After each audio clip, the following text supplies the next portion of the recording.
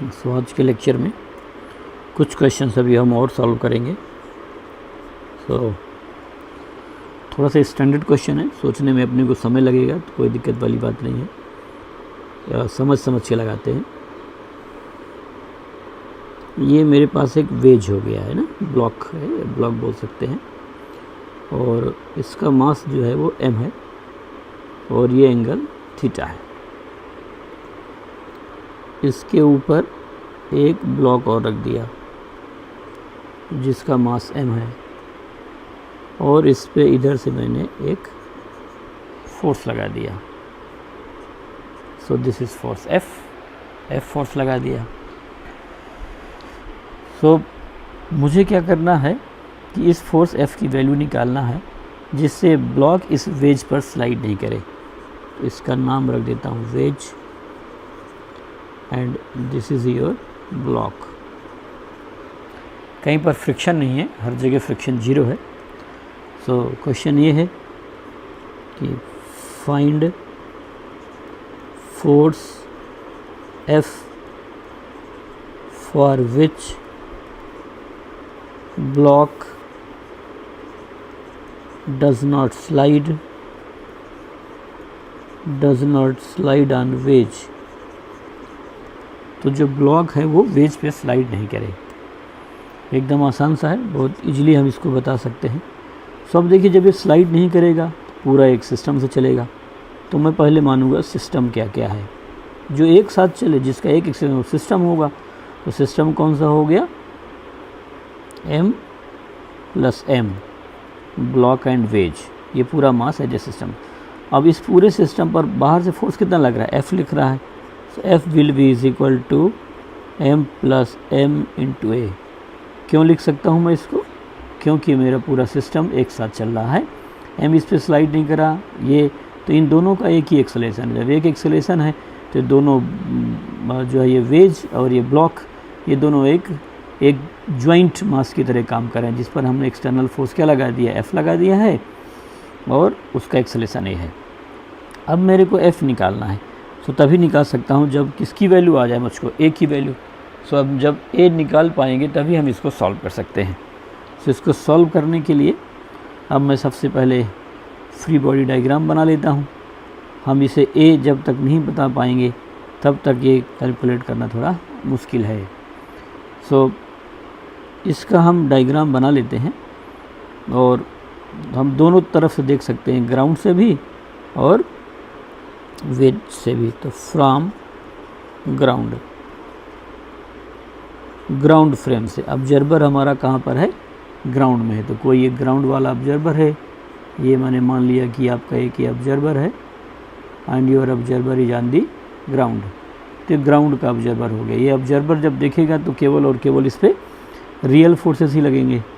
सो इधर की तरफ ग्राउंड से यदि आप यहाँ पर देख रहे हैं तो ये वेज बना लीजिए और यहाँ पर हमारे पास ये एक ब्लॉक रखा हुआ है।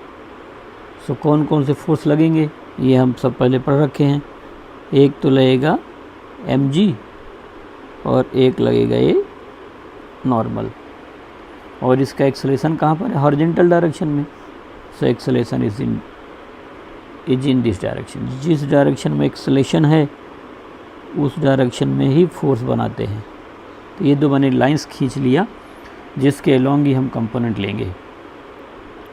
अब ये मैंने आपको पहले बता रखा है, यदि आप इसको आगे बढ़ा देते हैं तो ये वाला एंगल थीटा होता है। ये सीख रखे हैं हम, पहले बता दिया था मैंने। ये एंगल थीटा है तो 90 माइनस थीटा है तो थीटा होगा। तो ये वाला एंगल थीटा है, तो यदि आप ऊपर लेंगे तो ये वाला एंगल भी कितना होगा, थीटा के इक्वल हो जाएगा। सो मैं आपको ये अलग से बना देता हूँ यहाँ पर, या आप अपने आप भी बनाएंगे अलग से। तो इधर की तरफ कौन सा फोर्स लग रहा है, mg।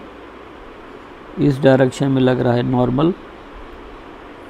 नॉर्मल का ये एंगल कितना दिया है, थीटा। बस और कुछ चाहिए नहीं, हमें सारे फोर्स किधर चाहिए, हॉरिजॉन्टल एंड वर्टिकल डायरेक्शन में चाहिए। सो अब मैं अपने फोर्सेस को हॉरिजॉन्टल एंड वर्टिकल तोड़ दूंगा। सो mg तो ऑलरेडी वर्टिकल है, जो n है इसके साथ एंगल बना रहा है थीटा, जिसके साथ एंगल बनेगा वो तो कॉस होगा, ये भी बता दिया है पहले, n cos थीटा, और जिसके साथ नहीं है वो n यदि इनमें से आप कोई चीज़ भूल गए हैं तो आप बैक साइड से रिवाइज़ कर लीजिए, कोई दिक्कत वाली बात नहीं है। तो एक फोर्स ये हो गया, एक ऊपर हो गया, और इस वाला यहाँ कोई फोर्स नहीं है तो ये हटा दिया। सो हमारे पास दो फोर्स थे केवल, एक mg जो ऑलरेडी वर्टिकल था, एक नॉर्मल जो वर्टिकल नहीं है, नॉर्मल से कितना एंगल पर है, थीटा डिग्री पर, या आप इंक्लाइन थीटा बनाएंगे। सो मैं एक बार आपको बता देता हूँ कि जैसे मान लो हमारे पास ऐसे ब्लॉक रखा होता तो नॉर्मल कहाँ लगता, ऊपर। अब आप यदि इसको थीटा टर्न कर देते हैं इधर से तो नॉर्मल भी थीटा टर्न कर जाएगा, और वहाँ से नॉर्मल भी टर्न कर जाएगा थीटा डिग्री वर्टिकल से, है ना। तो ये जस्ट समझाने के लिए है, यहाँ से मैं हटा देता हूँ इसको। अब आप देखिए, आपको इक्वेशंस लिखना है यहाँ। सो n sin थीटा इधर की तरफ है और कोई फोर्स नहीं, मतलब इसे कोई कंसील नहीं कर रहा, और इधर ही की तरफ है एक्सेलेरेशन इसका, जिधर की तरफ एक्सेलेरेशन ये जो हमारा पूरा सिस्टम है, ये जो भी मैंने सिस्टम बनाया, इस सिस्टम का एक्सेलेरेशन इधर की तरफ है। So n sin theta will be is equal to, इस ब्लॉक का डायग्राम बनाया है मैंने ब्लॉक के लिए, तो ब्लॉक का मास कितना है, तो force is equal to mass into acceleration. ये आ गया इक्वेशन नंबर 2। इसके बाद n cos theta is equal to mg, ये 3 हो गया, इनको डिवाइड कर दीजिए। So tan theta is equal to a by g. So a की वैल्यू किसकी इक्वल हो जाएगी, g tan थीटा, ये हो गया। बस आप इसको ध्यान रखिए। अब आप a की वैल्यू यहाँ पुट कर दीजिए तो आपका फोर्स आ गया। So therefore force will be is equal to m plus m, और a की वैल्यू कितनी है, g tan theta. So m plus m into g tan theta. So ये मैंने ग्राउंड फ्रेम से लगा दिया। फिर से समझ लीजिए, हमारे पास ये एक वेज है, और ये वाला जो वेज है that is resting on the ground, ये ग्राउंड पर है, ये ग्राउंड पर है। ऑब्जर्वर मैंने कहाँ पर लिया है, ग्राउंड पे लिया है। ये ऑब्जर्वर क्या देखता है कि ब्लॉक इस पर स्लाइड नहीं कर रहा। तो अब ऑब्जर्वर, हम लोग ये क्वेश्चन लगाना चाहते हैं कि हम कितना फोर्स लगाएं इस वेज पर जिससे ये ब्लॉक इस पर स्लाइड नहीं करे। तो मैंने क्या लिखा, find force F for which block does not slide on wedge. तो सबसे पहले तो मैंने इसको पूरा एक सिस्टम मान लिया, इस सिस्टम का आगे एक्सेलेरेशन a मान लिया। So total force is equal to total mass into acceleration. अब F तभी निकलेगा जब a की वैल्यू निकलेगी। सो मेरे को a निकालना है। सो मैंने ग्राउंड फ्रेम से देखा, ऑब्जर्वर कहाँ रख दिया, ग्राउंड में। अभी ऑब्जर्वर देखेगा तो इस ब्लॉक पर दो फोर्स लगेंगे, एक नीचे की तरफ mg और एक ये सरफेस लगाएगा नॉर्मल, तो इधर नॉर्मल लगा दिया। क्योंकि ये जो है हॉरिजेंटल से थीटा डिग्री पर है तो इसका नॉर्मल वर्टिकल से थीटा डिग्री पर होगा, ये सब बता रखा है। एक्सेलेरेशन यदि हॉरिजेंटल है सो कंपोनेंट हॉरिजेंटल वर्टिकल लेंगे, इसलिए मैंने एक लाइन हॉरिजेंटल खींच दिया और एक वर्टिकल। ये लाइन हॉरिजेंटल है और ये वर्टिकल है। अब मैं जब फोर्स बनाता हूँ तो mg नीचे की तरफ होगा और n इस डायरेक्शन में होगा। अब मेरे को इसके कंपोनेंट लेना है। अब हो सकता है कि बार बार कंपोनेंट भूल जाते हो, तो आप रिवाइज़ कर लेना। जिसका तो एंगल बनेगा वो cos थीटा और दूसरा वाला साइन। तो इधर की तरफ क्या हो गया, n sin थीटा, इधर की तरफ n cos theta. So n sin theta is equal to ma and n cos theta is equal to mg। तो डिवाइड कर दिया। So tan theta is equal to a by g. So a is equal to g tan theta. अब इसको यहाँ रख दिया तो f की वैल्यू आ जाएगी m plus m g tan theta. अब मैं यहाँ पर जो है वेज को रेफरेंस फ्रेम मान लेता हूँ। तो इसी क्वेश्चन को मैं लगाऊंगा फ्रॉम वेज। केवल एक्सेलेरेशन निकालने के लिए फोर्स तो आपको बाहर से निकालना होगा। यदि मान लिया कि आपने रेफरेंस फ्रेम किसको बना लिया, वेज को, तो मैं ऐसे बना लेता हूँ। ये मेरा वेज है और इधर की तरफ ये आपका ब्लॉक है, ये आपका ब्लॉक है और यहाँ पर आपका ऑब्जर्वर है। आपका ऑब्जर्वर इसी वेज पर ही है। Your observer is resting on the ways और ये ऑब्जर्वर जो है इसको ऑब्जर्व कर रहा है, तो इस ऑब्जर्वर के लिए बताना है। सो ये ऑब्जर्वर क्या चीज़ ऑब्जर्व करेगा, एक तो इस पर mg लगेगा डाउनवर्ड डायरेक्शन में, दूसरा ये इस पे है तो नॉर्मल लगाएगा। अब ऑब्जर्वर को पता है कि जो मेरा वेज है वो उधर एक्सेलेरेशन a से जा रहा है, लेकिन चूंकि वो उस फ्रेम में है जो खुद ही एक्सेलेरेशन a से चल रहा है। ये ऑब्जर्वर है और ऑब्जर्वर का फ्रेम कहाँ पर है, वो वेज के फ्रेम में है। तो ये इसका रेफरेंस फ्रेम वेज है और वेज खुद किससे जा रहा है, एक्सेलेरेशन a से। इसलिए ऑब्जर्वर को इसके अपोजिट डायरेक्शन में एक फोर्स लगाना पड़ेगा और ये होगा सीडो फोर्स। तो इसका मास कितना था m, सो m इंटू ए एक फोर्स लगा दिया, बस हो गया। अब आप क्या कीजिए, यहाँ पर हॉरिजॉन्टल और वर्टिकल लाइंस ड्रॉ कर लीजिए, हॉरिजॉन्टल वर्टिकल लाइंस ड्रॉ कर लेते हैं और यहाँ पर फोर्सेस बना लेते हैं। तो ये फोर्स तो मैंने mg बना दिया, इधर की तरफ क्या बना दिया, नॉर्मल, और यहाँ m जो है वो इधर से जाएगा। तो नॉर्मल वर्टिकल से कितना एंगल पर होगा, थीटा एंगल पर होगा। यदि आप ये वर्टिकल ड्रॉ करते हैं तो यदि ये एंगल थीटा है तो वो थीटा होगा। अब ये जो ऑब्जर्वर देखेगा कि ब्लॉक स्लाइड नहीं कर रहा, तो for this observer block does not slide. अब ब्लॉक स्लाइड नहीं करेगा तो उस ऑब्जर्वर के लिए उसका एक्सेलरेशन क्या होगा, 0 होगा। So from wedge for observer on wedge block does not slide, block does not slide, तो वो स्लाइड नहीं करता है। इसका मतलब उसके लिए एक्सेलरेशन क्या होगा, 0। इसको a को 0 नहीं करना, ये तो बाहर से हमने देखा था। अब आप देखिए जब नहीं स्लाइड कर रहा तो आप फोर्सेस के कंपोनेंट्स ले सकते हैं, तो फोर्स के कंपोनेंट वर्टिकल और हॉरिजॉन्टल ही लेंगे। सो मैं फिर से ये लाइंस यहाँ पर ड्रॉ कर देता हूँ वर्टिकल हॉरिजॉन्टल के लिए, और मैं फोर्स बनाता हूँ यहाँ। सो ये हो गया mg, ये कुछ गड़बड़ लिख दिया था मैंने, दिस वाज ma।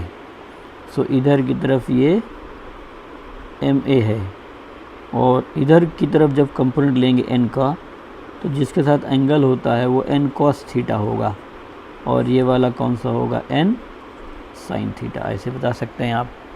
अब ये तो रेस्ट में है, रेस्ट में है तो टोटल फोर्स 0 होगा। तो फोर्स 0 होने का मतलब कि सभी तरफ के फोर्स कैंसिल हो जाएंगे, तो n sin थीटा ma को कैंसिल कर देगा, n cos थीटा mg को। सो मैं क्या लिखूँगा, n sin theta is equal to m into a and n cos theta is equal to mg। So divide कर दीजिए, सो tan थीटा हो गया कितना, a डिवाइड बाई g, या a is equal to g tan theta, ऐसे बता सकते हैं। आगे देखिए आपका, अब आपको फोर्स लगाना था कि इस पर कितना फोर्स लग रहा है। सो सिस्टम तो पूरा ही मानना पड़ेगा फोर्स निकालने के लिए। F plus m into a मान लेंगे।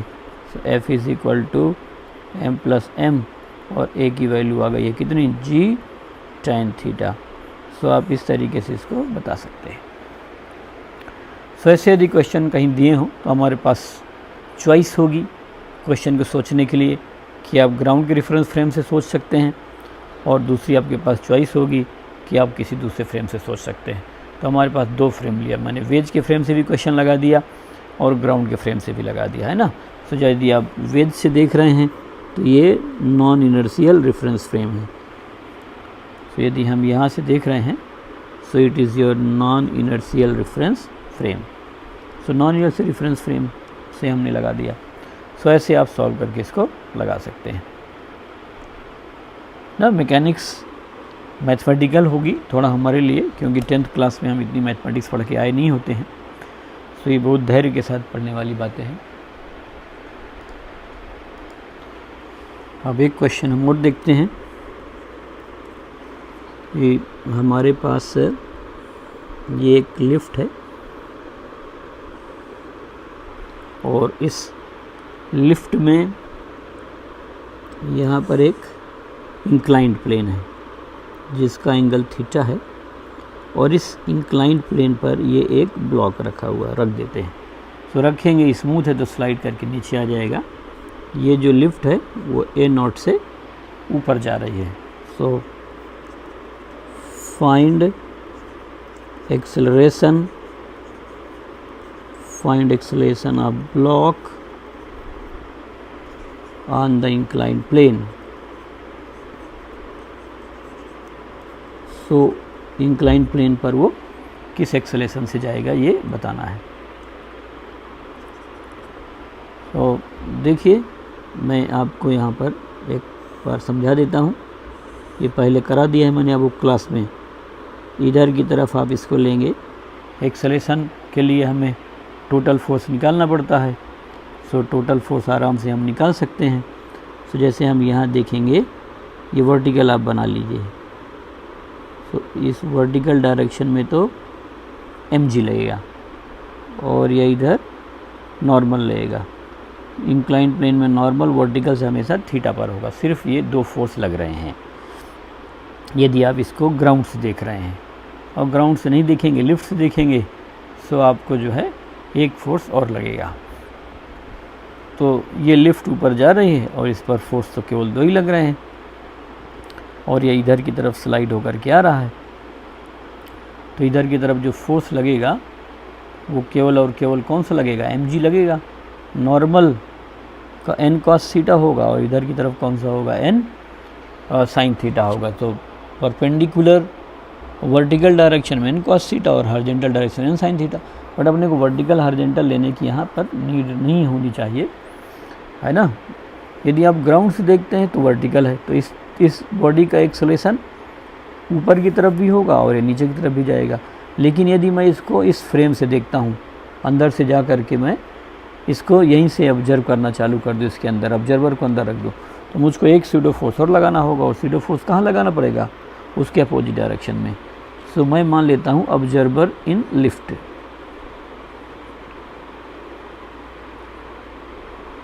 Observer in lift, so observer को मैं लिफ्ट में रख देता हूँ। तो जब मैं लिफ्ट में लूँगा तो एक अपोजिट डायरेक्शन में फोर्स लगाऊंगा ma0 बस, और इस ऑब्जर्वर के लिए ये ब्लॉक केवल और केवल कहाँ स्लाइड करेगा, नीचे की तरफ। सो इसका जो एक्सेलेरेशन होगा वो होगा किस डायरेक्शन में, नीचे की तरफ होगा। समझिए एक ब्लॉक है, मैं ग्राउंड से नहीं देख रहा, ग्राउंड से कैलकुलेट करने में थोड़ा सा डिफ़िकल्ट पड़ेगा। क्यों डिफ़िकल्ट पड़ेगा, क्यों बोलना चाहता हूँ, क्योंकि मैं ग्राउंड से देखूँगा तो ग्राउंड से देखने का इस ब्लॉक की दो एक्सेलेरेशन होंगे, नीचे भी स्लाइड करेगा और ऊपर भी जाएगा। सो अपने को उन दोनों चीज़ों को इनकॉर्पोरेट करना पड़ेगा अपने सॉल्यूशन में। सो ये ज़्यादा आसान कहाँ से है, लिफ्ट के फ्रेम से है। अब आप देखिए मेरे को तो चूँकि इधर की तरफ स्लाइड कर रहा है, तो मुझे जो भी फोर्सेस लेना है वो वर्टिकल और हॉरिजॉन्टल डायरेक्शन में लेना है। यदि आप इसको आगे बढ़ा देंगे तो एंगल भी कितना होगा, थीटा ही होगा। सो मैं यहाँ पर बहुत क्लियर डायग्राम थोड़ा सा आपको बना के दिखा देता हूँ। ये इंक्लाइंड है और ये इंक्लाइंड के परपेंडिकुलर है, ठीक है। अब यहाँ पर मैं ये तो mg बना देता हूँ, सो दिस इज़ mg, और ये एंगल कितना हो गया, थीटा, और ये वाला फोर्स है नॉर्मल का। सो ये तो हो गया आपका नॉर्मल, और इधर वाला जो जा रहा था वो वर्टिकल है ये। सो आपको तो इंक्लाइंड प्लेन और उसके परपेंडिकुलर लेना है, मतलब हमारा एक्सेलेरेशन किधर है, इंक्लाइंड प्लेन में है, तो हमारा फोर्स इंक्लाइंड प्लेन के परपेंडिकुलर होना चाहिए, मतलब इन दो रेड लाइन पर होना चाहिए जो मैंने बनाया है। क्यों, जिधर की तरफ एक्सेलेरेशन होगा कंपोनेंट हमेशा उधर लेंगे या उसके परपेंडिकुलर, तो हमारा जो है कंपोनेंट इन दोनों लाइन पर होगा, ये दोनों लाइन आपस में परपेंडिकुलर है। तो n तो ऑलरेडी इस लाइन पर है, तो हमें बनाने की उसकी ज़रूरत नहीं है। रह गई बात mg की, तो mg नहीं है, तो mg है और एक और तो फोर्स है ये ma0, तो इसको यहीं पर ऐड कर देता हूँ, mg प्लस ma0 दो फोर्स बना लिया। तो ये वाला कंपोनेंट कौन सा होगा, cos, और ये वाला कंपोनेंट हो जाएगा sin। तो आप m कॉमन ले लेंगे तो ये कौन सा इधर की तरफ हो गया, g plus a0 cos theta, और इधर की तरफ यहाँ पर ये cos हो गया, इधर वाला sin हो जाएगा, तो ये कंपोनेंट कौन सा हो गया, m g plus a0 sin theta, और इधर ही की तरफ ये एक्सेलेरेशन है, तो जिधर एक्सेलेरेशन उधर की तरफ फोर्स कौन सा लग रहा है, m g plus a0 sin theta. So total force is equal to mass into acceleration. So along the inclined plane लिख देता हूँ ना, along the inclined plane, along the inclined plane, inclined plane की डायरेक्शन में जिधर motion है उधर कौन सा फोर्स लग रहा है, केवल ये फोर्स होगा मास इनटू एक्सेलेरेशन के। तो इधर लगने वाला फोर्स किसके इक्वल है, m g plus a0 sin theta, this is total force, and this total force will be is equal to mass times acceleration. Same same cancel हो जाएगा। So therefore a is equal to g plus a0 sin theta, ऐसे होगा। पहले जब मैंने आपको कराया था, शुरू में इंक्लाइंड प्लेन पढ़ाया था, वहाँ पर ए हमने इसको लिफ्ट तो लिया नहीं था, तो ये 0 था, तो आया गया था g sin theta. So along the inclined plane यदि ये लिफ्ट का एक्सेलरेशन 0 होता तो नीचे की तरफ एक्सेलरेशन g sin थीटा होता। क्योंकि ऊपर जा रही तो स्यूडो फोर्स नीचे की तरफ आ गया, तो मैंने स्यूडो फोर्स नीचे लगा दिया। स्यूडो तब ले रहे हैं जब मैं ऑब्जर्वर को लिफ्ट के अंदर ले रहा हूँ। यदि मैं ग्राउंड में लेता तो मेरे पास स्यूडो फोर्स नहीं होता। तो बिना ग्राउंड के भी आप एक बार सोच करके देख लेंगे। अब मान लो ये लिफ्ट नीचे आ रही होती तो ये एम कहाँ चला जाता, ऊपर चला जाता। फिर हम एम के दो कंपोनेंट लेते इंक्लाइंड प्लेन की तरफ और उसके 90 डिग्री पर। सो ये जो है एक इधर आ जाता एम ए कॉस थीटा और एक ऊपर चला जाता, और इसके बाद हम g minus s naught sine theta. तो यदि लिफ्ट ऊपर की जगह नीचे की तरफ एक्सेलेरेट हो जाए तो यहाँ जो प्लस आया है वो कितना हो जाएगा, माइनस हो जाएगा। तो इस तरीके से हम इसको सॉल्व करके बता सकते हैं। अब मान लो मेरे से पूछता कि नॉर्मल फोर्स कितना है, तो नॉर्मल फोर्स की वैल्यू यहाँ रख देंगे m g plus a nought cos theta से। यदि नॉर्मल तो पूछा नहीं है बट अपने से पूछता तो हम कितना लिखते m g plus a nought cos theta. एक बार आप पीछे इंक्लाइन प्लेन पढ़ के देख लेना, पिछले किसी लेक्चर में मैंने आपको इंक्लाइन प्लेन पढ़ा रखा था, तो आप वहाँ से एक बार रिफ़र कर लेंगे।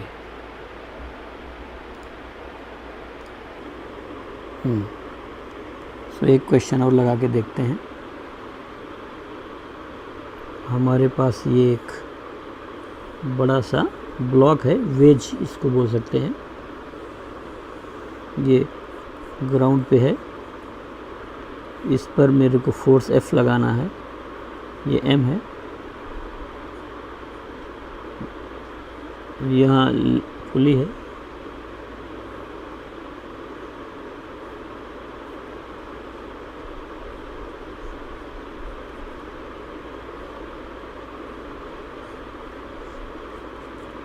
ये M1, ये M2। So find F for which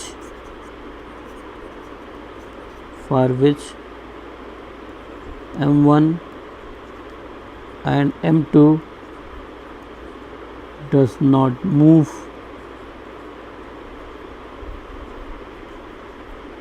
on the wedge। ये जो वेज है, ये बड़ा वाला ब्लॉक है, इस पर मूव नहीं करें। ठीक है, आसानी से बताया जा सकता है। से पूरा सिस्टम एक साथ चल रहा है, क्यों, ये इस पर स्लाइड नहीं कर रहे हैं, मूव नहीं कर रहे हैं। So all the three are moving with same acceleration. So all the three are moving with same acceleration,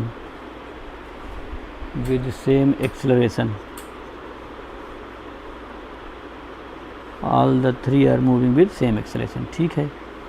so F की जो वैल्यू होगी, टोटल मास कितना है, M plus M1 plus M2, ये तीनों एक साथ चल रहे हैं।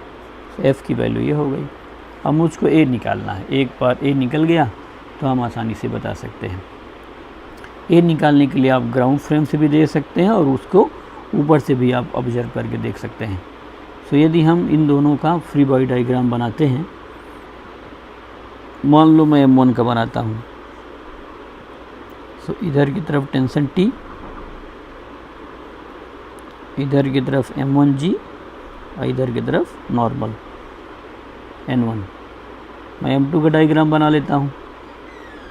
सो नीचे M2G, ऊपर टेंशन, रस्सी एक ही है और ये इसके कांटेक्ट में है, तो इस पर नॉर्मल N2।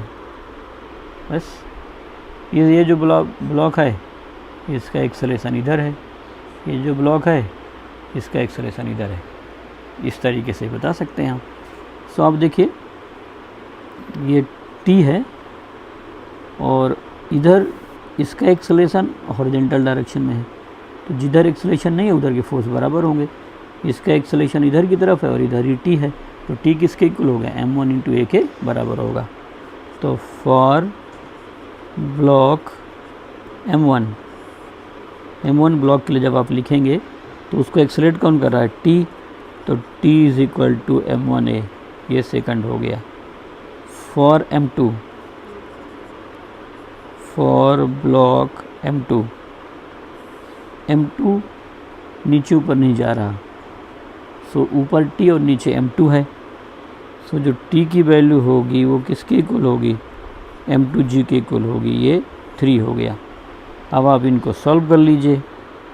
सो दोनों का टी बराबर है, सो M1A is equal to M2G। मेरे को A निकालना था इसलिए मैंने ऐसा लिखा, तो A इज इक्वल टू कितना हो जाएगा, M2G डिवाइड बाई M1। ये A आ गया। जब आपका A आ गया, F की वैल्यू तो डायरेक्ट आ जाएगी। F की वैल्यू किसके इक्वल हो जाएगी, M plus M1 plus M2 और A है, so it is M2G divide by M1। तो ऐसे करके हम इसको सॉल्व कर सकते हैं। तो ऐसे मैंने आपको बहुत सारे क्वेश्चंस करा दिए, जहाँ से थोड़ा थोड़ा आप सीख सकते हैं। ये एक दिन में सीखने वाली बातें नहीं होती हैं। रेगुलर प्रैक्टिस करिए, लगाइए, एक लंबे टाइम के बाद आपको अपने आप सोचने आ जाएगा, जैसे मैं सोच करके बता पा रहा हूँ।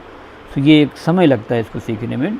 10th तक हम जो पढ़ के आए हैं, हम तो ऐसा नहीं कि हमारा दिमाग बहुत बड़े लेवल पे डेवलप हो गया है, हमारी एबिलिटी बहुत डेवलप है तो हम सॉल्व कर पाएंगे। क्वेश्चन को अटेम्प्ट करना ज़रूरी है। सही गलत का निर्धारण तो बाद में करेंगे हम कि हम सही सोच रहे थे, गलत सोच रहे थे। सो मैं एक बार आपको फिर से बता देता हूँ कि टोटल जो सिस्टम है वो एक साथ चल रहा था। इसमें मैंने बाहर से फोर्स F लगा दिया, F is equal to M plus M1 plus M2 into A आ गया। फॉर ब्लॉक M1, इस M1 के लिए डायग्राम बनाया।